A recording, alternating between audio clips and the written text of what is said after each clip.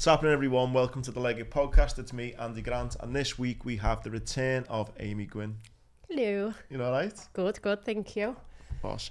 So I wanted to get you back on anyway from last time because it was so popular, but then I also had one of my friends message me asking for your details as well, and then when we spoke again, it was like you seemed to be in demand, which we'll go on to later. So things have been going well? Yeah, definitely, yeah. Is this high enough? Sorry. Yeah, it's fine. Yeah. Fine. So, yeah, one of the things that I got from our chat last time was I think loads of people just found it dead interesting for starters. Yeah, no, the feedback, to be fair, was, I wasn't expecting it, was really good. Oh, that's good. Yeah. And I found personally there was loads of women watched it and loved it. I'm not surprised that they loved it, but I'm surprised that many women, it's the one women maybe don't watch some of the guests that we have on because they think, oh, the sport or the this, the that. Yeah, of course, like loads of women, but yeah. kind of got that whole women empowerment. You know, Amy's out there doing it. It's a subject that's a bit maybe taboo and stuff, and I think how you've put it across and how real you were and told everyone about it, what it was, I just got loads of positive boss feedback from it. Oh, brilliant. I did as well, to be fair, and like going out in Liverpool quite a lot. And even my brother, you know, he lives in Vietnam, and he called me up and he was like, oh my God, all my mates, like, they all think you boss. And I was like, wow, like I didn't really, you know, how big it was and the following and everything. But I think it's great because it's not just, like you say, like women, it was a mixture of all different audiences as well. You know what I mean? So saying like Vietnam was just crazy. Listen, if the Legged Podcast getting spoken on in Vietnam, I'm happy. I have actually since been in Rude. I believe so, yeah. I wasn't there, was I? I wasn't sure whether we were talking about that. No, I didn't mention that, yeah. So after a night out, yeah, a friend of the podcast dude watched it, said, oh, why don't we go? And I said, well, we go to Rude. Boss. And went, had a great time. Brilliant. The place is amazing. Oh, thank you. Like really, really, I would set up everything about it's just yeah, a belter. I think it was around Christmas, was it? I think yeah. I was in London, yeah. So anyone who hasn't been, it is a belter. Oh, thanks. How have things been then in the club wise and stuff then going forward since the last time? God, do you know what? I think it's been a year, hasn't it? It seems like a blur. What have we been doing? Just plodding on, obviously. And then we opened the pole studio. I've seen that. Recently, yeah. That looks really cool. So is that women coming in with their sole men. aim to... We've got to be diverse now. And Really? Yeah. We don't have men now. I was going to say. But I've got a men and woman sign on the toilet, so like... Yeah, fair enough. So is that for women who just want to be working for you? So then, the idea behind it, so it's within the club, in the vicinity of the club, different entrance, but it's for the girls. So you know, it's one of them like a perk of, you know, being a Rude girl, that they can go and jump on the classes, which then is great for me because, as you know, you've been to Rude. The whole club is centred around the stage, so that's really important for me. Is, you know, the stage shows, and when you come down the stairs, that's the vocal point of the whole club. And I always wanted it to be like that, because so that, you know, it's not a lap dancing bar, is it? It is a strip club. It's a club that you can go and just watch the stage shows. All the dances are done out the way, so that you can go and just experience it for what it is, which is great, but obviously in turn puts pressure on the girls that all eyes are on them on the stage. So the pole studio was obviously great for the girls because it helps them. It's somewhere, it's a place for them to go and train.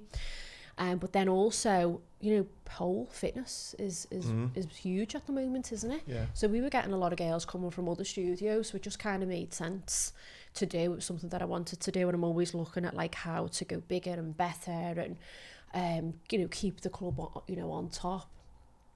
So it's great because we get girls that some are interested in becoming a stripper, but obviously it's a huge thing. You know, it's a huge deal. A lot of girls think about it for years, and you know, the amount of girls that I speak to who are like my age or older and go like, it's my biggest regret that I didn't dabble in it. Yeah. So it's great for girls like that to come in, and because you're not committing to actually being a stripper, but you are getting a feel for it. You're able to interact with girls that work at the club, and then a lot of girls that come just purely to do the classes. So we do a variety of, like, you know, the pole stuff, but then also like we're able to do like stripper heels classes where you're not touching the pole, you're learning like sexy dancing, which is, you know, a really popular one. So yeah, it's a combination of the two things but brought together, which is, I guess that's great for you because it's just giving you that opening, isn't it, to people course, as well, that maybe wouldn't have maybe ventured in. What I found when I went in there was couples that go in there as well. Did you see some? Yeah, some randy couples. So did you get a lot of that? Yeah. Oh yeah, you do. Because that's when and it's always the woman, you know, it's never the man. The women are the worst. What to say? Come on, we'll go in here. Yeah. So you get like two types of women. You get the women who get like really, I don't know whether they're trying to prove a point, but they get really like randy over it. So they'll start trying to touch the girls, and you're like, I think because they're female that they can, and I think they get a bit over enthusiastic about trying to show how it's okay for them to like look at me, or they'll get like really like turned on by it, and like if there's ever an issue, it's 9 times out of 10 it's a woman. Then you get the opposite, where I don't know, in my head the scenario is, I'm probably completely wrong, but the scenario is he's probably been Nick watching something on his phone. They've had murder. This is what I make of it. They've had murder, they've had the talk, and then she's done the whole, if you want to see that, we can do that together, you know, all that kind of like thing. So they go to the strip club together. She chooses who he gets to dance off, because obviously they'll be murdered if he chooses, because then he's committing that he finds that person attractive. They go in the dance booth, and this happens a lot. It happened recently, actually, with Enya, bless her. She sits down, and then, like, a lot of the girls, I know Enya does, will always ask, would you like me to concentrate on one particular person? Because sometimes, like, a girl will go and buy it for a partner as a birthday present. Or sometimes the man likes to watch the woman get a dance. They get, you know, it's obviously something they discussed beforehand. So the girls are always mindful to make sure that they get what they want out of it. So whether it's the dance is split equally, or one partner wants to watch the other partner have the dance. And her words were, concentrate on him, I'll watch. So she did for all of about 30 seconds. God, you can just see where this is going. Lid, yeah. You fucking slag. How would you feel if someone done that to your fella? And she was like, well, I'd be fine, like, but you know what you want. And then she stormed off. Really? Yeah. So they're they're not all a nightmare. And I feel like women that come in without men are great. They, like, we get loads of hen parties come in, and you know, really, loads, because there's nowhere for hen parties to go. There's not a male strippers, and I always get asked about this, and like a load of people say to me, like, would you not open one? And the answer is absolutely not. Like, women are not stupid enough to throw money, you know. I think it works. I think, like, I don't know, they do like Dream Boys, and I find it dead cheesy. I just laugh me. Do you not think is there no appetite at all? Do you not think?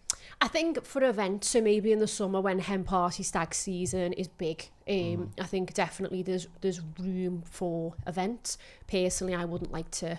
Rude does far too well at peak times to close it for a load of screaming women, and I feel like, would it put men off? Like, they had the fellas in there, you know, it's a bit. That's interesting, that, yeah. They did used to be one years ago. Really? Yeah, and it closed, and I'm like, if you have to close a venue that shows naked people and sells alcohol, like, it must be really bad. Yeah, you know it's what not I mean? done well, yeah. There, yeah.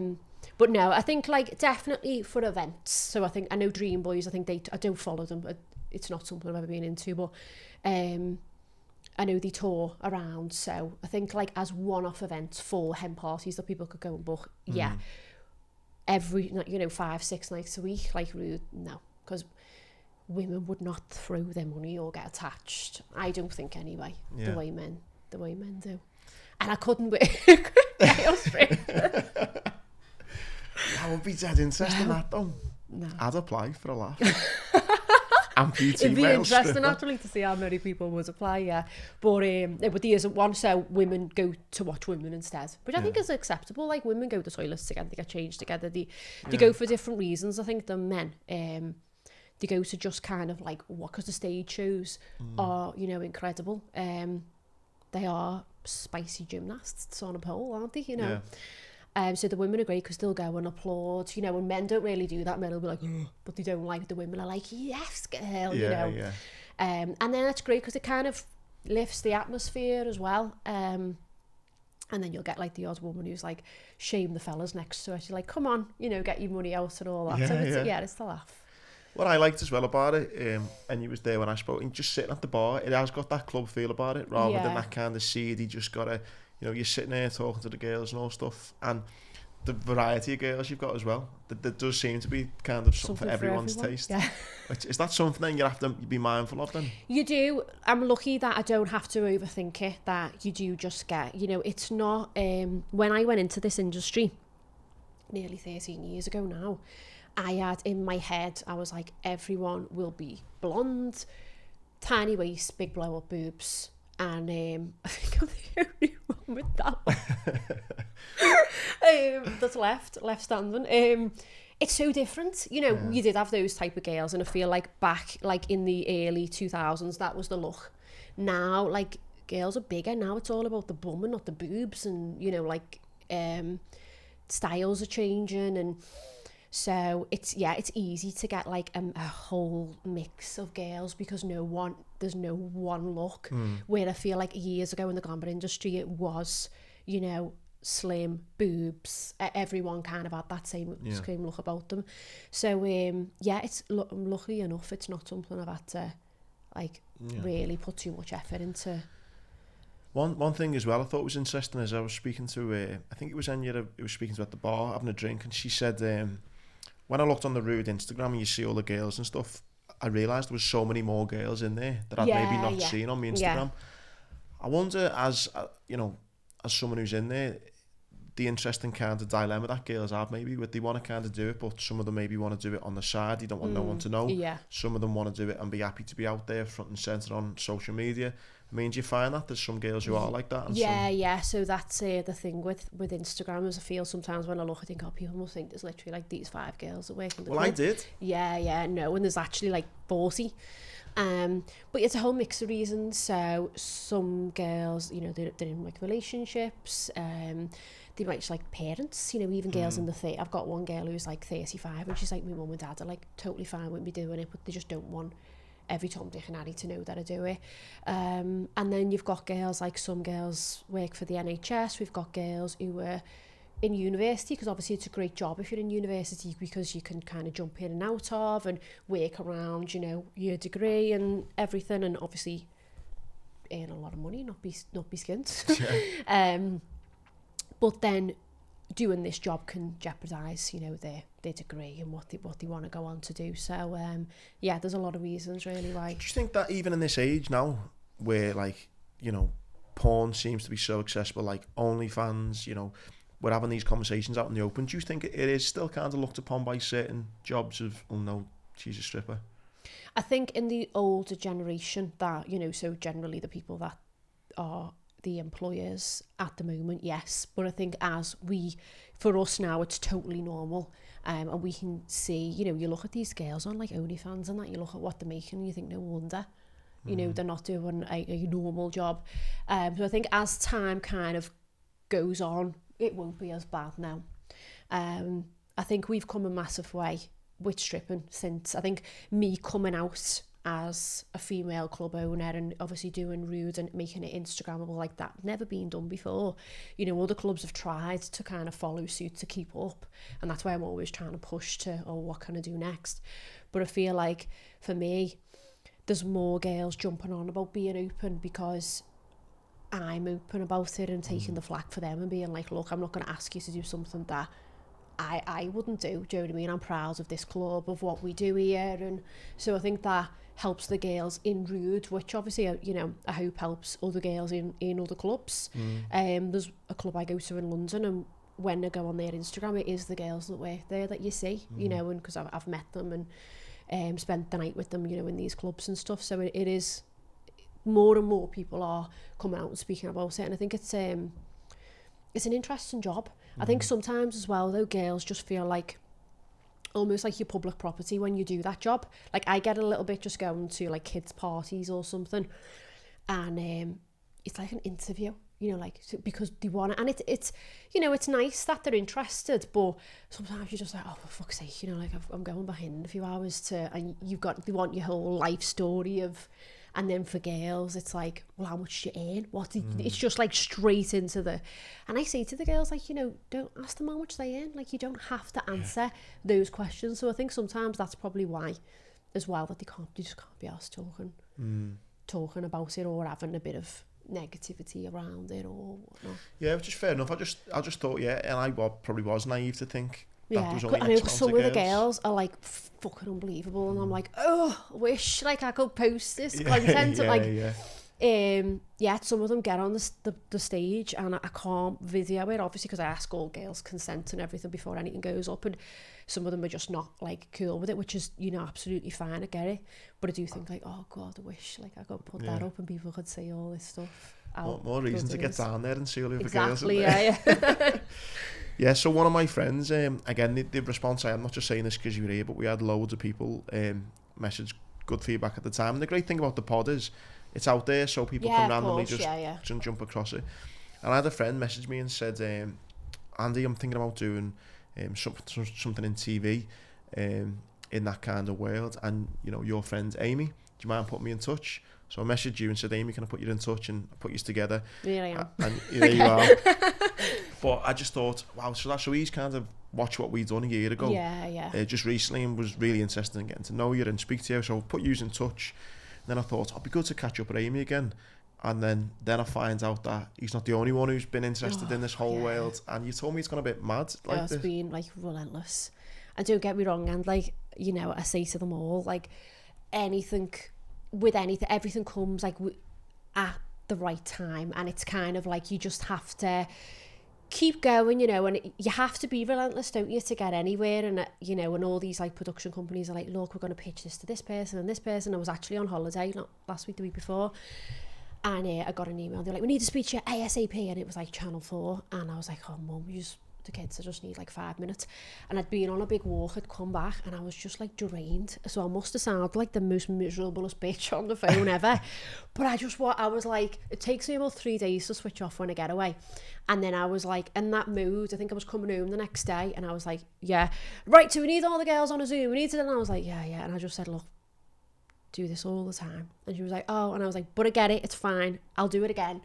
And so there is so much at the moment, but it is hard. No, I'm not saying it's hard, but it's like, it's relentless, like the filming and the back and forth, and waiting for different things to materialise and what's out and what's right for the club. Like we turned one down about 6 months ago because it was something that I wasn't comfortable with, but it was delving into like dancers, as in new dancers. So they wanted to use Rude as merely just like a venue, and me audition all these new girls that I'd never met before. And I was like, there's something in the pipeline and it's got to be right, and there's that many things going on right now that I was like, this is not for me, because it's not showcasing what the club's potential or the Rude girls and how fantastic these girls are. I wouldn't have been able to vet these girls. They could have been, you know, they could have portrayed that however they wanted. They could have sent, you know, the most rudest, foul-mouthed girls ever. I wouldn't. And you've got to be mindful that that they want good TV, you know what I mean, and they really want to push this down. Like not every producer and not every channel, but certainly some people will look to push it down towards, like, you know, the things you watch on Channel 5, like where it's like hardcore sex, because, you know, that's what people are conditioned to kind of look at and watch. And so it's got to be like the right thing. And what do you think's caused like the kind of last, say, year or so? Well, listen, it's made... It's still like a podcast, isn't it? Obviously. Yeah. It's, well, yeah, I mean, I remember seeing what you were doing and stuff, and it made me want to get in touch. Do you think there's like a society shift or something, maybe, or maybe the OnlyFans or something that have made people so much more interested in I think, world? You know, anything related to the sex industry, it's the unknown, isn't it? So it's exciting. It's, you know, people, you know, I know just from speaking to, you know, in normal world, people want to know, they want to ask questions. And I think anything with like that touches on the sex industry, when you see it advertised, you do, I know I do, you know, you watch all these like series that they do, I can't think off the top of my head what they're called, but I've watched them, you know, and sometimes I watch them, like there was one with Chelsea Ferguson, the Admire Me, so it's similar to... I remember, she was like the original, was it Snapchat she was on or something? Or? Something like that, yeah, so she's like the British version of OnlyFans, but she started off doing webcam on herself, and then basically like built her own industry, and you know, she's massive and she smashes it. And her series was, you know, I watched that and it was great. It was great insight, because obviously, although it's the same, it's completely different. You know, so a lot of people talk to me about like OnlyFans. I don't understand. I know people that do it, but I don't, you know, understand it. So yeah, it was great. But yeah, there's been so many. So we've been working since literally like last summer, on and off. Like, so we're filming a show at the moment, which is amazing. So we've finished filming hopefully Thursday. I think I've got a call after here, and then finish I think Thursday night. And then Friday I just can't wait.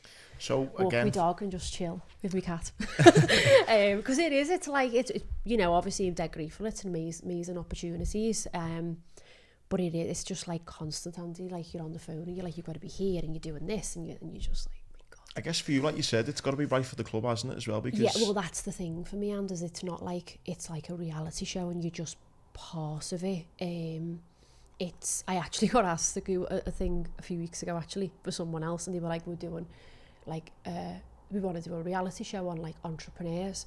So I was like, okay. So it was about me with what I do, but it was not about Rude. And I went on it, and then they come back to me like, we love you, you're great, blah, blah, blah, but we don't want you to be in the show. And I was like, and they were like, no, we want to give you a show. Well, not like give you, you know, like give you the opportunity. We want it to be about Rude. Yeah. Well, if this makes you feel any better, you're getting asked to be this entrepreneur, kind of business owner and all that.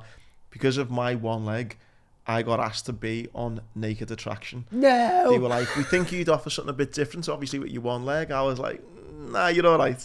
So, there you go. You're getting asked to be on these shows. It's prime time. I was thinking it's like 10 o'clock. You could not pay me enough money, Amy, to go on that. No, I don't watch it, but I have scammed past it. It's heavy. Hell. So this latest one, we can touch on without giving too much away. Yeah. So her name is it Olivia? Yeah. Olivia Attwood from Love Island. Mm-hmm.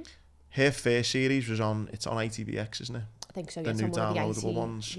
I feel like because you just type everything in, you never really know what. I don't know if I'm watching Netflix or Disney, or I just know it all comes out with TV an account. And stuff forward. Yeah, which is fucking expensive. All the different ones. So she's done, her first series was all about, like you say, that interesting world of sex. Yeah. So she's done, I think if top right, she's done porn, OnlyFans, Sugar Daddies, and there's one more. So it's all like the series, which I've seen a couple of them were interesting, and it's, again, how OnlyFans start, the type of girls, what you're doing, and like you say, some of these girls are earning, the one I watched, she earned 250 grand in a month. Do you know what I mean? Yeah, I've seen that, yeah. Is that the one with like the pay pig with that girl? Yeah. And he drops the money. I was like, no, I'm not having that. It's like you say, it's such an interesting, intriguing world. You can't help but watch it. So they've then contacted you. Yeah. And she's now, so it's nearly done all filming. Yeah. Did you get on with it? Was she cool? Oh no, she was lovely. Yeah. Because I was like, because this is, although I've done so much filming,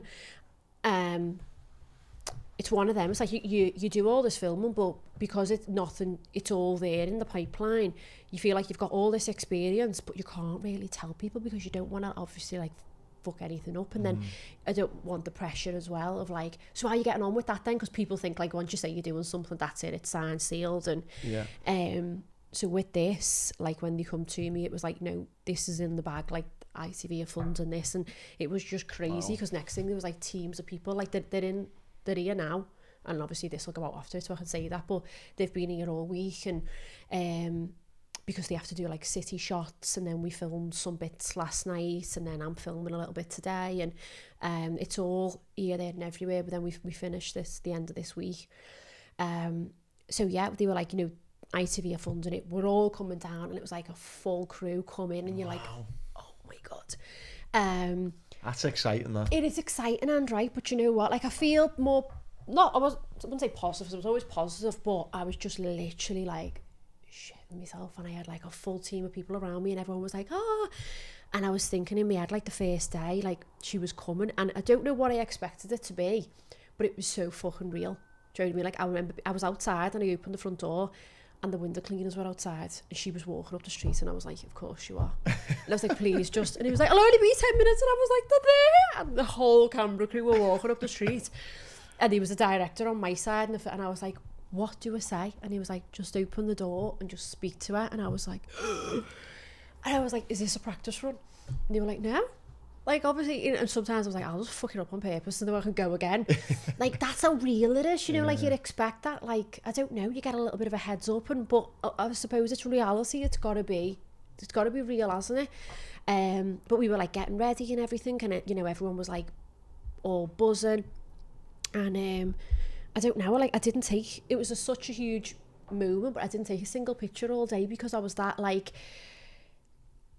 just focused on what I was doing, because I was thinking, like, oh my God, like, out of the whole country, they've chose me and my club, my baby, to represent. It's not just Rude, but you know, people are going to watch it to get an insight into the world of stripping. And I was like, it's not even in London, like, it's in Liverpool. Like, I really got to do this justice. And even now I think back and I think, should I have said that? Or because I say stuff in, like, a bit of a laugh, you know what I mean? And I think, but then, you know, it is what it is. If I offend anyone, it's just, you can't do anything if you're scared of offending people, can you? So but it was that pressure. And I remember, like, being in the dressing room, and I had, like, my makeup and that done, and I had a little pad where I was jotting things down, thinking, like, oh, say this. But I don't know if it's me dyslexia, but I think fast, and then I'll write, like, scribble to get all the thoughts down on the paper to see it, to be like. And I said to Georgia, who's, like, looks like me, PR, like, looks after me, and that, I was like, I'm just gonna go outside in the bar. And she was like, oh, I'll come with you, because we need to get, like, some shots, like, PR shots of you getting mic'd up, this, that, and the other. And I just went, no. And I didn't get no pictures. And I was like, at the end of the day, I was like, I'm sorry, I just couldn't do it. I couldn't sit in the room and listen to, like, chit chat of, you know, have you seen, I think it was a debate on what had happened to Nicola Bulley, you know, like, everyone was deep in it. And I was like, just in a zone, thinking, I can't, like, don't want to be rude, but I can't focus on anything else. And I just stood behind the bar staring at this, like, pad, just like, oh my God. And then the producer come up to me, she was like, are you okay? And I was like, oh. And she was like, Amy, because I'd got, you know, the ITV were amazing. And she was like, I'd got to know her over the weeks, you know, doing bits of Zooms and all that. And she was like, Amy, you're such a confident person, like, on screen, you know, on the camera. And I was like, oh no, just. And it was that overwhelmness, I think, of, like, shit, this is, like, real. But it's huge, isn't it? Yeah, once we got started, it was great. And then I was like, oh my God, we're done. We'll go again, you know. Yeah. So no, I feel a bit more at ease now. I don't know whether I'd watch it, though. I mean, just go, you got to, surely. Oh, I don't know. I mean, I'll just give you another massive compliment. Like you say, like, the gravitas around that of being the club selected. Because that was it, and it was, like, massive. representing not just the club, but I feel like every dancer didn't want to say anything out of turn, or, you know, do you know what I mean? What are you thinking now? I mean, that's a big programme. She's got a huge profile herself, so when it goes live, that's going to be people's kind of perception and reality of a strip club. Of course, and it's going to be your strip club. Yeah. That's mad. It is, isn't it? I know. And so what were they looking into then? What's the kind of premise of the show? Because is it just the whole idea of this world and what it's like? So it shows, obviously, looking around the club and then explaining, you know, the layout and why it's laid out that way, kind of how a typical night would go. And then we look at, like, the pole studio and Olivia training, and how actually, like, difficult it is, you know, to get on the pole and do, you know, those shows that, you know, it's hard, you know, it is really hard what the girls do. They make it look so easy, but it is hard. So she goes to the pole studio, so she sees that side of, you know, like, I call the pole studio the Melwood of Rude. And then we kind of, like, navigate onto the evening set, and then which is obviously filmed, you know, on a different day. And then we have a new girl who, luckily enough, because they were like, you need to bring a new girl in. And I was like, I need to find a girl who's comfortable with, like, obviously doing this. So I got a new girl who's stunning, but a great personality as well. So she then meets Olivia, they go off, get, like, kind of ready, pampered for their first night. So they will be buddying up together for Liv's first night as a Rude girl. Wow. So yeah, it's exciting. And is this something then, you know, when you're getting approached by this, do you have to then speak to the girls as well and say, look, what do you think of this? Course, how did all that go down? It's difficult because see with lap dancing, you get like with Rude, I'm quite lucky that I have a lot of long-standing girls, but it is an industry that people jump in and out of. And then with young girls, you know, they're fucking hard work, and like they can, 1 minute they've got a fella, next thing they haven't. And I always say, and like I try my best, but some weeks like you never lose one girl, you'll lose 4. And I always say, like, you know, men have to keep like one bird happy, I have to keep like 30, 40, you know, it's hard. And I try to kind of keep, and I try to keep on top of everything, but see, girls go through different things, and so sometimes, because this has gone on for so long, sometimes you can have a group of girls who are really keen, and then sometimes you can have a lot of girls in the club at that one time who are more secretive or quite scared, because it is obviously a huge thing. I had it where girls would be involved, and then kind of like once it get to like, right, this is it, they'd be like shit themselves, which I get, because I shit myself, but I had to, like, there was no one that could play me, so that's difficult as well, because it's a huge thing to say like, oh, do you want to just jump on ITV and, you know, do this? It's massive. So when do you think this is going to be out? I think between spring and summer. Yeah, I think that's when the series goes out. So yeah. Listen, congratulations again for landing thanks. That is a belter. Yeah. Do you think try not to overthink it too much? I can tell you, like, it's gonna be boss. Do you think it went well then? Yeah. Do you know what? I'm always critical of everything I do, so I never I'm never like, oh, that was boss, let's have a drink and because I'm always like, right, I've got to do this now.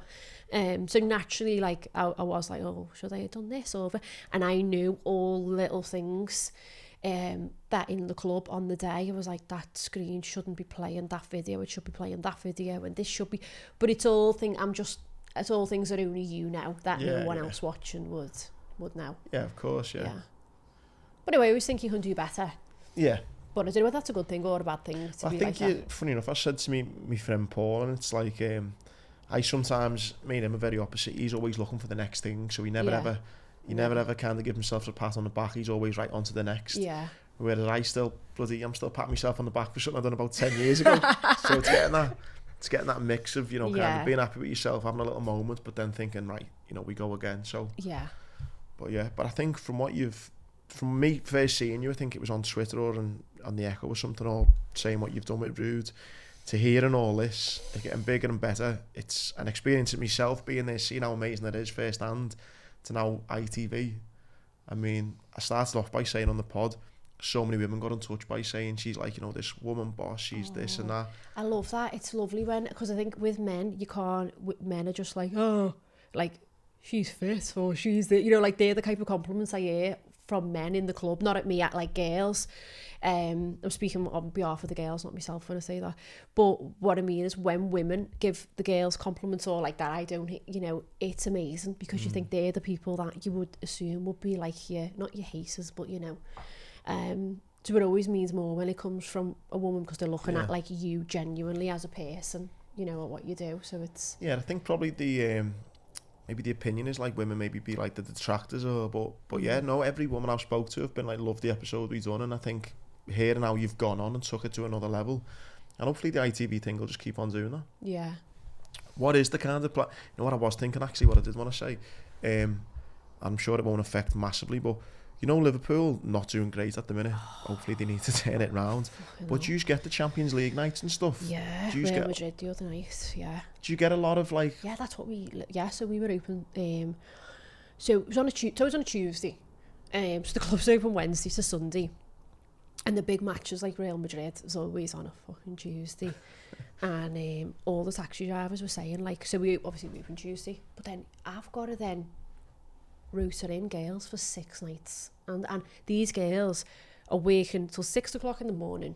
They're on their feet, you know, like, people go on, how much money did they earn? They earn loads of money. Yeah, they do, but let's not take it away. It's a fucking hard job. I'm not going to like dress it up that it, you know, yeah, you do earn an exceptional amount of money if you're good at it, but you are on your feet dancing all night long. So for me to be like, right, obviously no girls working 6 nights, but the way I do my rotors is Friday, Saturday, you've got like the full squad in, unless obviously girls are booked off or whatever.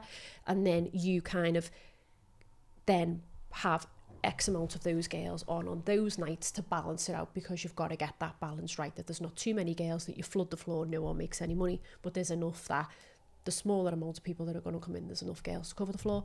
So when you add a 6th night on, it's like, oh, for fuck's sake. Right, everyone needs to work Tuesday. And a lot of these girls, you know, they're in uni, or they've got like other jobs and things, or they've got like maybe children that they need to get to school. And then all the taxi drivers were like, Real Madrid, all the Spanish are over, you've got to open Monday. And I was like, what the fuck? Like, you know, I'll just stay here all week. So I didn't open Monday. You couldn't do it. And couldn't, like, it was you were getting asked to open Monday though? Oh, yeah. And I had people, like, it's great. Liverpool's great, because you get, like, club owners, other people, you know, restaurants and all that messaging the page. Like, we've got, like, 20 Spanish here on a table. Yeah, like, them were messaging, or, you know, and it's great. Liverpool's great for that, I think. And I was like, I'm sorry, I'm closed. Bring them back tomorrow. Oh. But yeah, so obviously Liverpool not doing too great yet, does it? I'm like, for fuck's sake, like only Liverpool could win the league in COVID. Oh, don't talk to me about that, I know. Oh, and I wouldn't be sat here now. I think I'd be in like the Bahamas somewhere. What is the culture when you get the football fans from abroad coming over? Is it the same thing, is it? Or? It's a bit of 50-50. So in some countries, strip clubs are brothels. So...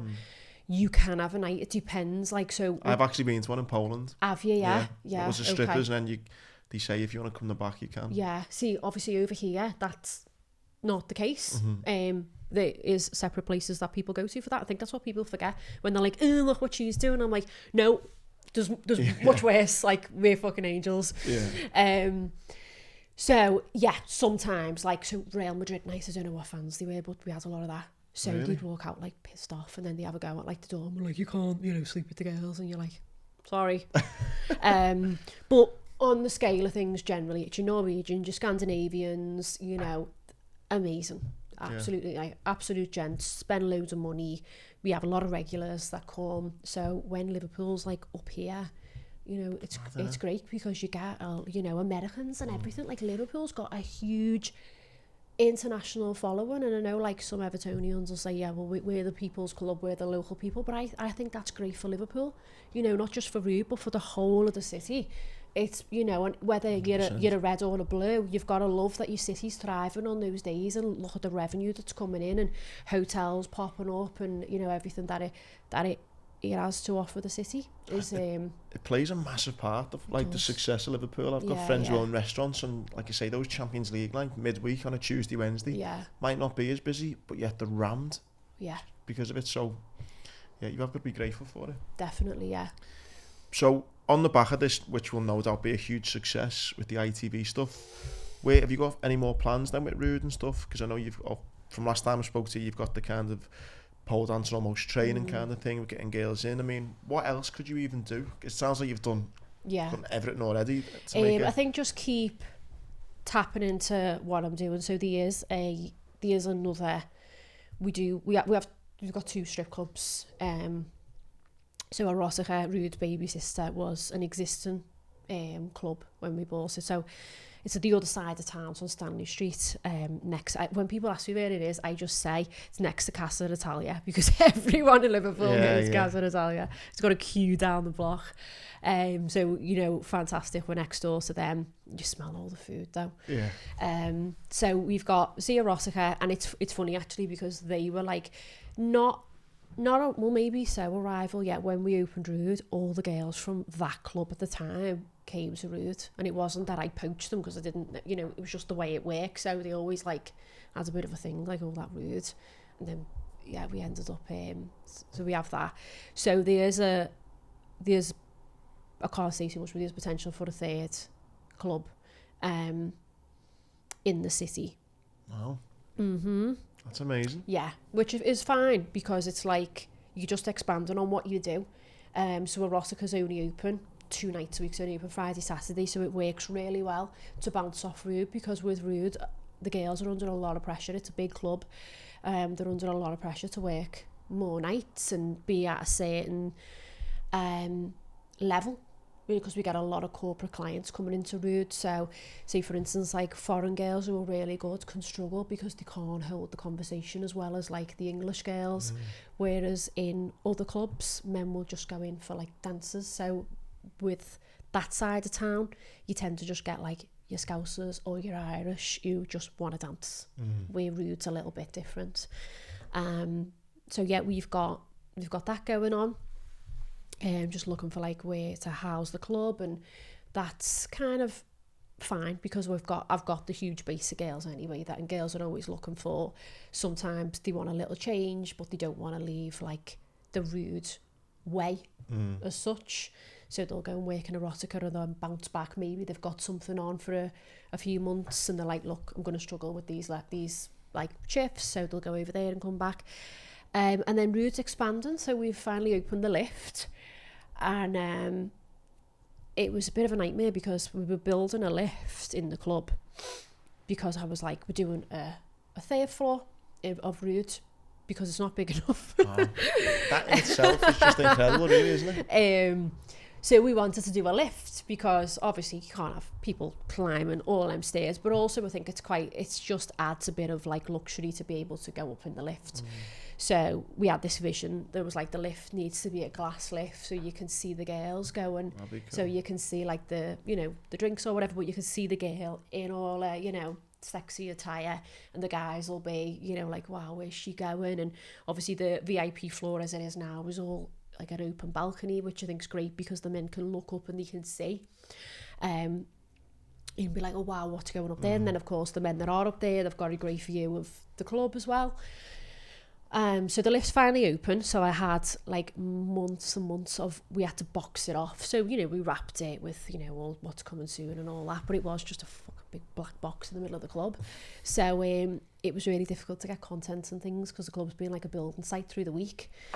And then we literally like patch it back together, give it a good clean and open again. So that was great to finally get that open. It's lit up, it's in use. And then it's just the next floor now, which we are hoping is going to be a cigar lounge. Wow. But this council just aren't really having it at the moment, so we shall see. Listen, everything's hard, and they hate strip clubs anyway, I think so. But we spoke about about the money the football brings in and stuff like that.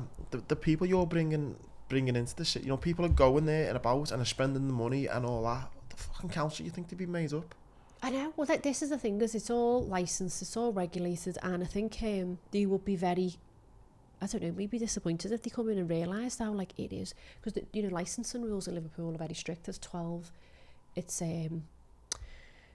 inches away. 12 inches away from the customer. So you get round that by, you can put your hands at the side, and moving. The stage shows, the girls are there, they're performing, they're getting like tips thrown on the stage. You'll see some boobs, that's, about it. And I think they kind of big it up to be more than what it actually is. You know what I mean? I think if they actually came in and seen it, they'd be like, because obviously the sex industry, and I always feel it's a bit like taboo to call it like the sex industry, but I know it's a sexual entertainment license, so it is linked, but it's not sex. It's sexy, but it's not sex. And I think like you've got massage parlours that everyone knows does northern massages, and then the ears bottles, whether people like to admit it or not. I know the ears because I'm there when taxi drivers are like talking about it and taking people to these places. There's escorts, there's adult work, there's all these websites. It was like, there's far worse that's going on, and I feel like you're almost getting the brunt for it, really, aren't you? Yeah, because we're at the front of it, all legalised, so we're the only person they can throw stones at because they're the only person that they know about. But it's like, actually, this is a safe place, and if you take that away, I dread to think what had happened, because the industry is never ever going to go away. You know what I mean? It's the biggest, it's the biggest industry ever, I think, the sex industry. It's something that, I think men are kind of motivated by, well, I always say men are motivated by two urges in life, really, and that's a sexual urge and the urge to feel powerful, to feel great, to be good. And Rude, for me, is just merely a collaboration of the two things. They can come in, they've got the women there, they can enjoy the stage shows, enjoy conversation. Like, some men just like to come in and feel big, buy the girls loads of drinks and have the conversation, have a bit of banter. But then, if they want to feel wonderful, the girls are going to give them that attention that they may not be able to get, I don't know, or they haven't got time to have a relationship or whatever. But we can kind of play into that, and that's what I love about that industry. You know, they can go upstairs and they can have all the drinks, have the girls, and feel fantastic for the night, you know what I mean? Yeah, Weekend no, millionaires and all that. Yeah. One thing, and this is like the maddest kind of linked into it, but did you watch Jeremy Clarkson's Farm? No. That's bosh, you know. You're not sitting on it, you know Jeremy Clarkson? Yeah, the Top Gear yeah, fella. that's it, yeah. Well, he'd done a farm, anyway. The point I'm getting to is like the council, like the regulation they had to jump through for this farm. Yeah. Like he wanted to build a restaurant and he wanted to help all the other farmers out by like using all their produce and stuff. And the council were like, nah, you can't do it. Like, you can't do that for like the stupidest reason. And you just sometimes think, you know, you're trying to do good sometimes. You're trying to give people what they want. And there's just someone in an office there, fucking like a knob. Yeah, I always say there's some big angry lesbian in the office that's just like, no! But I think, you know what? It's one of them as well. I think it depends who you get on the day. Oh, yeah. Do you know what I mean? Yeah. Did never think we'd make a link to Jeremy Clarkson's Farm on a strip club. One thing I do want to touch on, just from a more personal point, because I kind of fell in love with your Instagram from last time. Just think you know you're on Instagram. Sorry, I don't know how to switch that ping off. Sorry. You kind of take an interest in people's lives after we met last time, and you're a massive animal lover. We were chatting off air beforehand. You just seem to have like the biggest heart for animals. Oh, thank you, people hater. Yeah, but there are people like that. So I lost my dog just over a year ago now, and we were saying off air like how hard it is, and I don't know. It must have been just after I lost my dog, and I think you went through the summer trying to like bring cats home from, was it Turkey? Was it Corfu? I have got a cat in Turkey as well. Yeah, but it was Corfu. Yeah, Greece. And I think people who do follow you and that, I just think you got this great vibe with this big, you know, entrepreneur, you know, woman out there smashing it, and then you just see this big animal lover with cats, and some of the extremes you've gone to, like paying for bloody cats to get the passports to come over. Yeah, and my stuff. William and his passport. Yeah. Do you know what? It's funny because like people probably listen to this, I think like probably go on my Instagram to see insights of like a titty bar, and it's like, yep, there's a picture of me cat. That's what I was like. I was like finding out the different side. You're thinking, well, yeah, this woman's obsessed with helping She's cats. She's a boring bitch. Yeah, so I've got my dog. And that, I think that was like what you say when you lost your dog, and that I think it's not until you really connect with an animal. For me personally, I think it's like the closest you get in this life to spirituality. You know, your dog goes through everything that you feel, and so now I work quite closely with the with animal charities, so with like Carla Lane over here, and it's heartbreaking when you go and you see these animals, like, and you think we've got some of the worst people. You know, you've got paedophiles and everything, they've got all these rights, and yet you've got animals that like your dog would walk through fucking fire for you, you know, and like, so it's heartbreaking. And then I went over to I went to Greece for a holiday, and I went to this lovely place, Corfu, and I was in a villa. It was a part of a hotel, but it was a villa, and we were kind of off on a huge like mountain, and we were on the beach, so we were set away. So it was the first time I think I was not in a resort that I was kind of like, it was a bit of a culture shock, you know, and it was lovely and everything, but I started seeing massive amounts of like colonies of cats and kittens and stuff, and they were absolutely starving and crying, and so it was, you know, breaking my heart. So it just started off with like feeding these cats, and then it was something that I got my youngest daughter involved in, because I feel like that's really important, that, you know, she was around animals and that she nurtures them and sees, you know, just as part of like being a good person. Stuff, yeah. So she would call it like the night rescues, and I had her this Louis Vuitton bag literally filled with fish, like it stunk, but I didn't care. By the end of the holiday, and this bag was a canvas bag, like a big like beach canvas bag. And this one night, weirdly enough, it was my dog's birthday, and I was away from him on his birthday. He was with his dad, like it was fine, but and I'm sitting outside the villa having a glass of wine with my mum, and this gorgeous grey cat. Now I knew all the cats because I love to remind this podcast over about my cat. I just anywhere think to go, cool I'm like, to can I talk about my cat? Because people think, again, this woman who owns a strip club and she's this and that, and just to think she's just a mental cat woman. You just love helping cats. Sorry, I'll try and get through it as quick as possible. But so yeah, just look, there's this little cat sat in sort of front of me. I knew nothing about cats, I'd only really been around dogs and stuff. And I was like, oh, hello there. And he comes over and he was like brushing against me and everything. So I was Googling it, and it was like, that was how they swap scents. It was how, and it was this instant like love. And I sat down and he cuddled into me. I'd already been out feeding, so I had no food left. I felt really bad. So I had like a protein bar in my bag, and it was not the best, but I thought like if he was really, really malnourished. So I put that out, put some water and everything, and he had a little drink. He couldn't eat this thing. And I noticed he was making like this weird noise. So I messaged like my friend Barbara and Cheryl, who are cats with experience. They're like, it might just be a hairball, like don't worry about it. And I was like, okay. Playing with him, I've got photographs the first like night we met. And I went off to bed and he slept outside the room, and then he went, and I didn't really think too much of it. And then the next day we goes out and everything, and I said to my mum, like, we were having a drink, and I said, do you mind if we take them back to the villa? Like, I just in my head kept thinking, like, I wonder if this little cat's going to be there again. So I'd kept some food for him, and anyway I get back and he was sat on my chair and he was there, and I was like, oh my god, hello. Hello there. So I gave him some like food, and he was like, and I could tell he was hungry, but he couldn't eat, and he was making like this, it was quite frightening, like he was almost like he was balking, like but he was contracting, and I was like, oh my god, like I don't think he's well. So he come up to me and I've got holes in him and that, and I was like, oh god. So my mum was like, let's clean his nose, and then we noticed like he had some blood coming out of his nose and things like that.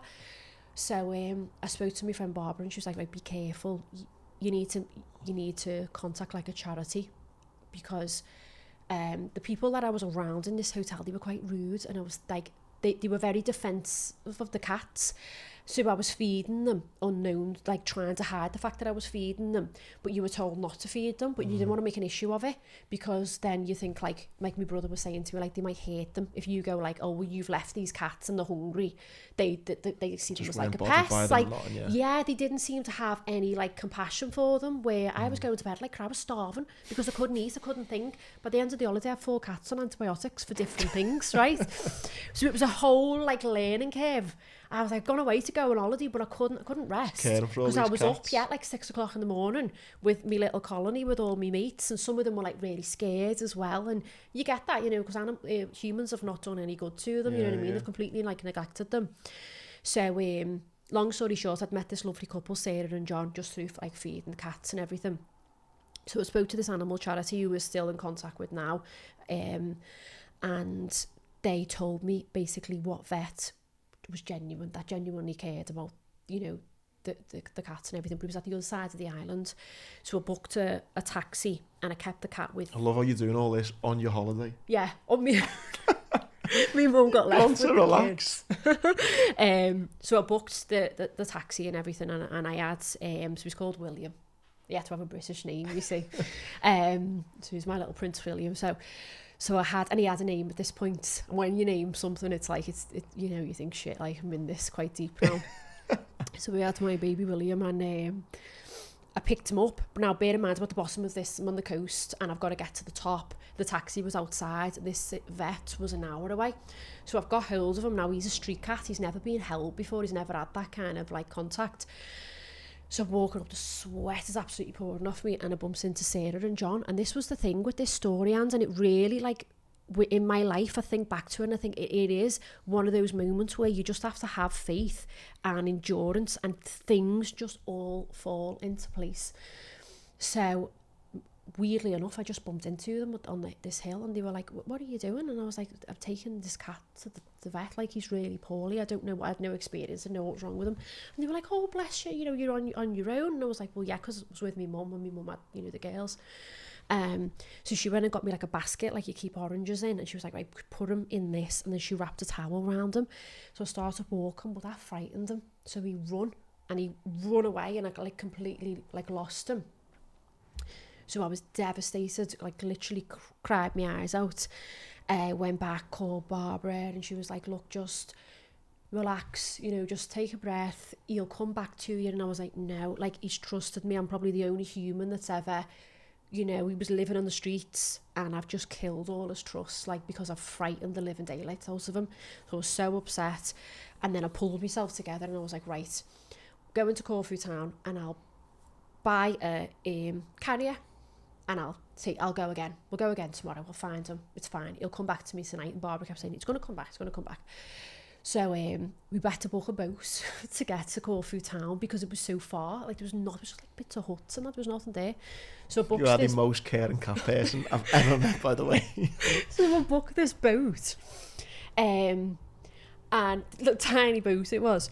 So anyway, I thought, right, just in case he comes back while I'm gone, I'll get rid of this like orange basket because I don't want to frighten him, don't want to come back and he sees, he goes, oh, runs away again. So I start walking, and you know, one of those things where you just follow your gut, like you don't know where you're going. And I walked behind the villas, and it was like residential. It was where the old owners of the house, because the hotel was it was a gorgeous hotel, but it was very Greek, very old, very like, it's been a nice hotel in its day. So I walk behind, and next thing I'm on a wall, and it's quite steep, and I'm looking down, and I'm like, oh shit, but I could see like a bit of a wasteland that's in the corner where they must have dumped like old sunbeds and old sun lounges, things like that. And I thought, right, I'll throw it over there. And as I walked up to it, I just did, and I just looked, and there these bright yellow eyes staring up at me, and I burst out crying again. And I was like, oh my God, that was when I realised, I was like, I love you, like, you know, like that. It was that, like, oh my God. So he follows me, and I was like, I'm so sorry, I'm so sorry. And he follows me down, because he just followed me, and he'd just come and hang around me. He'd literally be like at the pool next to us, you know, in the day and that, because it was like we had our own pool in this villa. But I was getting ready to go. My mum was like, come on, like the boat was waiting. And I was like, I've got videos, you know, on my phone, but he's a lot smaller. And I was like, I'm sorry, I'm going to be back, wait there, I'm coming back, you know, and all this. And he's like a dog, you know, your dog like follows you. And I was like, I'm sorry. Anyway, goes to Corfu Town, went to a pharmacist and showed them videos, and they gave me like antibiotics, eye drops, all these things he needed to start like try and medicate myself if I couldn't get him. Went to the pet store, got a carrier, and started buying things. Spent like €100 on cat food, right? But the woman in the shop, but it was a couple, they were amazing. They were like, they knew that it was for stray cats, so they gave me loads of stuff as well. So this carrier was like full of all food, and we had bags. And she said to me, I was looking at the carriers, and she said, is it to go to the airport? And I remember my mum just looked at me, and I went, yeah. And my mum was like, and I was like, you know, and it was like, I think it is. Like, and I was going to my mum. I knew, like in my head, I was like, I'm going to try and do this, but because I love him, and I believe like people come into your life, whether it's you know, it's a living thing, isn't it? You know what I mean? And he's a soul. I think anyone with animals will kind of get this kind of story, and I think that's the thing, and you know, in those moments, I felt like an absolute dickhead forever spending money on like a designer bag or shoes or anything materialistic. I was like, it doesn't make me happy. Like, I think the true meaning of wealth is being able to give and make a change, not being able to wear it. So I actually felt really guilty of ever trying to impress anyone or feel the need to do, and it's really humbled me as a person. It made me look at everything completely different. But in turn, like, you're not like super nice. People go, oh, that's really nice of you. And it's like, it's actually a little bit selfish of me, because I get so much from it inside, like the feeling of pure love that then makes you, you know, feel good. So it goes back on the boat, and the boat was like tipped like this because it was tiny, and I had all this like stuff. My poor mum was like, you know, I had it up the wall. And goes back, brings him into the room, started him off with like antibiotics with this like food, and I got his first feed down him, and I felt dead proud. I was like, he's finally eating and everything. And I had the vet visit booked for the next morning, so I got him, kept him with me overnight, got him in the cage, which was fine because he's never been in it before, so he didn't understand. Got him to the vets, travelled like, it was an hour. He cried, and I was like, oh, it's okay. So I felt like I had gone through so much with him. And then when I got there, the vet was amazing, and he said, he had a look at him, he was like, oh, he's a really lovely boy, Bardy Bar. He's got a lung infection, he's got like pneumonia, because he was like obviously not being like immunisations when it's like you know, and he's been on the streets from a baby. He's about 10 months old when I found him. He's got like a lung infection. He needs to have all these antibiotics. So we like injected these things, you know, these antibiotics and like a vitamin drip and just things to like pick him up. And he said, right, he's going to go, probably sleep for the rest of the day. He'll come back to you tonight. He's going to be like knackered basically. So I sat down and I was like, right, what do we do? Like, how can I get him home? Now, I didn't realise because we were not in Brexit, it was a lot more difficult than what it could have been a few years ago. So it was like, you need to go to the Greek embassy, you need to get him a passport, this, that and the other, but he's got to have a rabies shot, but he's got to have been rabies within 21 days. And I was like, oh, I'm going home. I literally had, I think I had 2 days. And I was like, can you rabies shot him now? And he was like, I can't because he's had that much medication, he'll be ill. Which obviously didn't want to, you know, I had his best interests at heart, so I didn't want to do that. So I was like, oh shit. So all of a sudden, like, it all come crashing down that I couldn't just take him. And I was like, do you know any? So he gave me loads of numbers. I was like, do you know anyone that can like mind him? I was like, look, I'll pay whatever, like anyone that can foster him, cat charities. So this guy was amazing. He wrote everything down and he was like, look, I can give him the rabies shot next week. But it was like 21 days. Now he may or may not have altered dates to make, you know, get things, do you know what I mean? Because we all knew, like, it was a load of shit, all this stuff that he needed, and he knew that I just wanted to save this cat and get him home. So I walked back through the hotel, and I was really, like, these women they were like school teachers, not even school teachers, like a fucking headmistress, you know, when you walk through reception, because they knew they had a problem with cats. There was no sterilisation programme, which they had a duty, you know what I mean? If you're going to open a hotel there, you've got a duty to just have some kind of programme that you fund, or even that, you know, you voluntarily, like your guests could put money towards, because I know I was happily to sterilise, you know, these cats and put them out of misery. So they were quite like, you know, like on the defence. So I walked in with this cat and I was like, I had to go through the reception. I was shitting myself. And there was this one particular woman who I'd not had like a to-do with, but when I got there, she was casing, chipping my head, and I was knackered, and I'd travelled through the night, and she was like, you need to fill all your passport things on this like iPad, and you need to do this and you need to do that. And I went, look, love, it's a fucking 5-star hotel, there's 6 of us here. I can't write all that. Can you just take my passport and do it for me? So it kind of like set the tone a little bit, where it was a little bit between us. A few days later, you're turning up with a cat. Yeah, and I had to walk past her, and she goes, hi there. And I was like, hi, you okay? And I was like, my back was breaking, but I think because I was dead tense and I was scared, like I was crouched over and he was moving in this thing, and I was like trying to, and I've got like the skinniest arms in the world, and I'd walked up this hill, and she goes, what are you doing? And I was like, no, you know, like really. And she was like, but it's amazing how humans, you can like maybe not, I wouldn't say as far as not get on, but have an issue, but when it comes to an animal, you will unite. Do you know what I mean? And she was like, and I was like, look, I found him on the beach, because I thought, everyone said to me, don't say you found him like on the hotel grounds.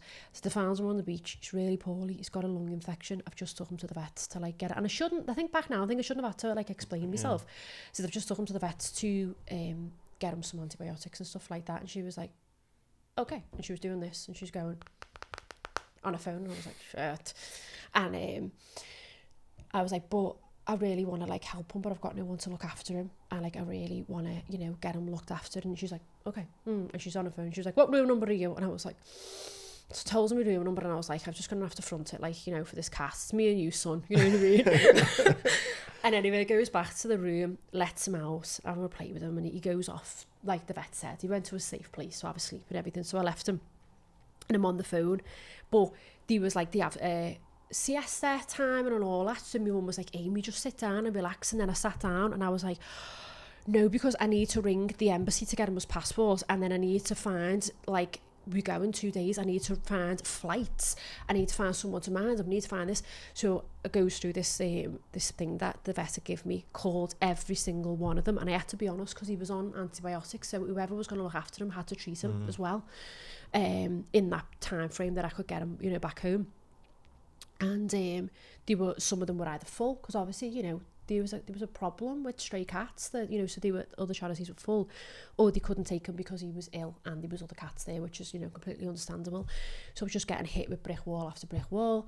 Then the flight companies, I spoke to this woman, she was dreadful. You've got to pay them on separately and stuff, have you, I guess, as well? Oh my God, yes, most expensive cat in the world, yeah. You had to pay everything come. Wow. And you know, it was most insulting after all of this and the day there, because obviously I did do it, I did get him home. I waited in Manchester airport, and I'll get to that in a minute, but I had to pay VAT on him because I didn't pay for him. And I was like, yeah, of course I didn't pay for him. Oh my God. So I found a company that were through TUI. We'd be put on a TUI flight in cargo. And this woman was horrible. And she was an English woman. She had no, like, because this was the thing, a lot of them I was ringing, they were Greek. And I was like, you speak English? I was like, I'm sorry, like, I don't speak Greek. My son does.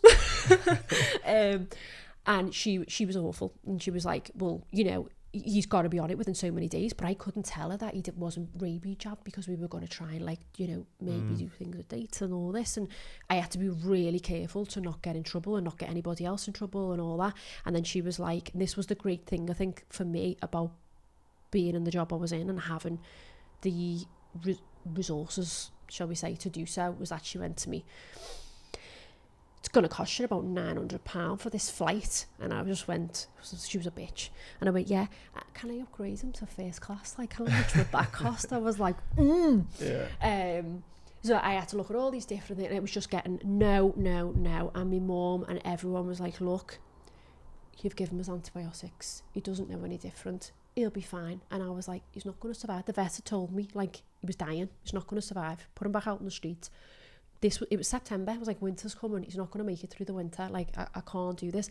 But Andy, I also had, you know, my daughter was like 5 at the time. I also had her like, mummy, please save this cat. Like, please let's adopt this cat. You know what it's like. You know, you're their superhero. She's at an age where she still thinks I'm great.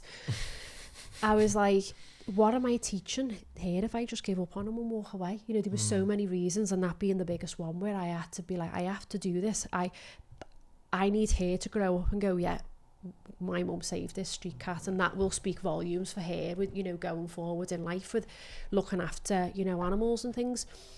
Anyway, and going, no, and all that, gets a phone call to the room. It was only the woman that didn't like me off the thing. She helped and out? She goes, yeah, she pulled it out the bag and goes, I've got a friend, it was a German lady called Dagmar.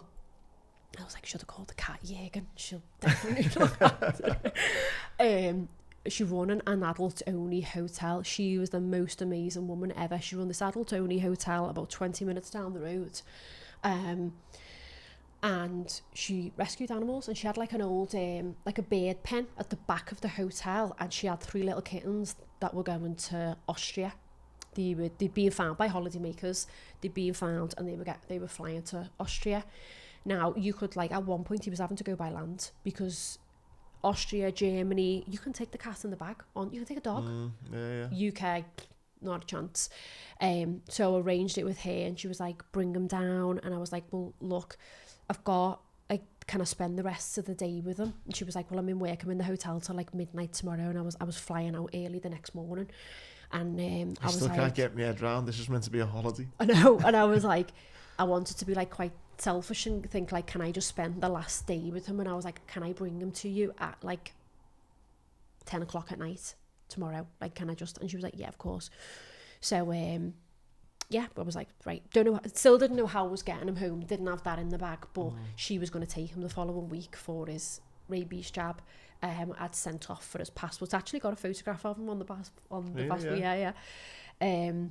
So that night anyway, we're playing with him all day long, and I think I was really naive to think he was going to go back in the carrier the way he did the first time. Obviously the first time he'd never been in it, and I put him in it and then got him jabbed, so he was obviously petrified. He run away, didn't he? Run down to the beach, lost him, and I'm like, oh my God, like, I've literally got to get him in it tonight because I'm going, like, what the fuck? Going on and on. I had catnip. I had every fucking cat other than the one I was trying to get. My mum said, we need to get the girls for dinner, so we'll come back, we'll do it again. Take a moment, like, he's hiding from you, he's going to come back. So I said, okay. Got to dinner, my head was just gone.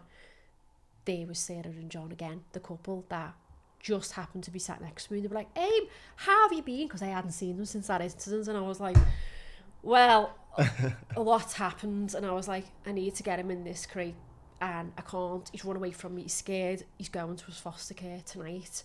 And they were like, oh my God, like, what the fuck? They were like, you scousers, like, who's don't hang about? And I was like, but I can't get it. Obviously, I had no experience with cats. I had a big claw down my arm because out of fear, you know. And she just went, come on, let's go. And I was like, have you got your room key? And I was like, yeah. There he was waiting outside my door. And she picked him up and just made it look dead easy, scooped him. And we walked 20 minutes in the pitch black down this road. Again, bumped into one of the staff from the hotel and she was like, what are you doing? And like I was like, oh, and usually I'm quite feisty, but I was just like a mess. And like Sarah was like, why, what's it to you? You know, and I was like, with this, I felt like a criminal though. You know what I mean? All because you're trying to save this cat. And then that was the hardest bit then, was I felt like it was cruel. You know, I had to leave him in this cage, and Dagmar was this lovely lady I got there. She had loads of rescue animals around her, and I was like, this woman's going to heaven, like, she's amazing. I left the next day. I was in contact with her. I left her with loads of food and money. She never asked me for anything, but so she then like used that money to sterilise all the cats, and there was more cats that went in after William and the little kittens that he was with. And then I had to get home and then start obviously the process. So I didn't sleep because I had visions of like someone stealing him, because until he was microchipped he wasn't mine. So it was like a constant thing. So he got the microchip, so he became mine. Then he got the rabies jab, and then we were back and forth. So I was speaking to one company who was going to go by land because of Brexit. Then we managed to secure the flight, and then 2 days before the flight they said to me, no, you've got to come in the country. You've got to be in the country within, which is ridiculous. You had to fly in the country within 5 days, turn around and fly back. I didn't even need to see him. She had to go back out there again? Yeah, just needed to have the stamp on my passport to say that I'd been in the same country, because he was coming home as a pet. Again, all UK like laws. So it took 19 days from start to finish. It was the longest 19 days ever. And the paperwork was, at one point, I was like, it would be easier for me to relocate. But I was like, I've took him. He's now in my head, I was like, he's in a worse situation than when he was, because he was in a colony. He was the weakest cat. He was the one that wasn't being fed, so he was going to die first. But now I've took him away. You can't let him out, because he's got no one. You know what I mean? He's in the worst situation ever. I've got to see this through. So yeah, it was like just constant back and forth. You haven't filled this in, this, that and the other. I was at poor Dagmar, I was having to call, and I was like, you need to measure from his head to his tail, his inside leg, as that, you know, you think he was getting a suit made. And then, you know, done it. He got his flight, and then I got to Manchester Airport. Obviously his flight was delayed. Sat at Manchester Airport for like 4 hours. Then he lost his passport, so he wasn't going to let me have him. Oh my God. And I was like flipping me lid. I was like, because this poor baby, and I was like, has he eaten? They wouldn't tell me nothing. He had to go through security. I wasn't allowed to know where he was. I had to wait at a different part. And then they agreed that the passports had gone back to Corfu on the same flight, and that it was their fault, and they would release him. Luckily enough, I have photographs on my phone of his passport, because I'd had to send it. Dagmar had to send me it for certain things, vet, all these back and forth. Yeah, and then you got him back? Then they said you need to pay VAT on him because he was free. And I was like, yeah, of course he was. Like, it's absolutely free. It didn't cost me anything. Yeah, and then I got him. And he had to meet the dog. What was that like? I done it all right, so I had to separate them and swap scents and things like that. They still have the moments, but I think as any brothers do, but they are so funny. So like Waffle will like sleep on my leg, so like if Waffle gets there, William will get there. You know, like, but I think that's amazing that like they fight over who can love me the most. So yeah, now he's home. He brings me so much joy. It's the best thing that ever happened to me. And I feel like with him, like obviously now I'm like so grateful for him, so grateful, and I do a lot of work on behalf of him.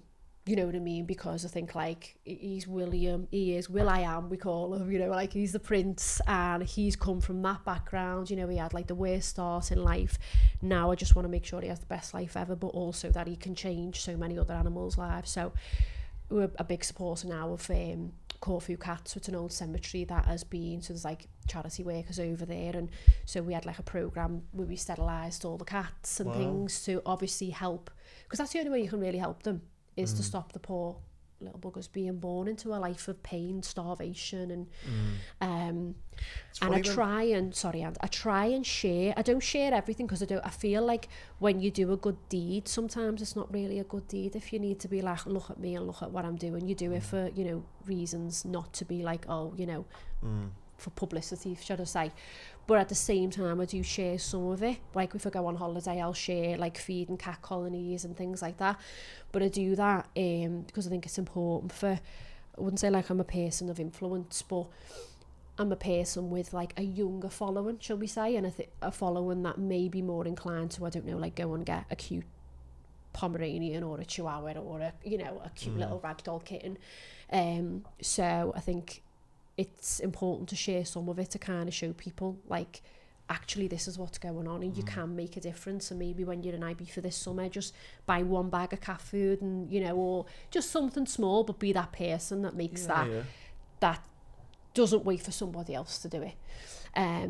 But yeah, so with William, it's kind of like going back to like everything I'm doing with work and everything. I go home to him and he's there, and I think I did that against all the odds. That's my biggest achievement, more so than work, because it means more to me than anything.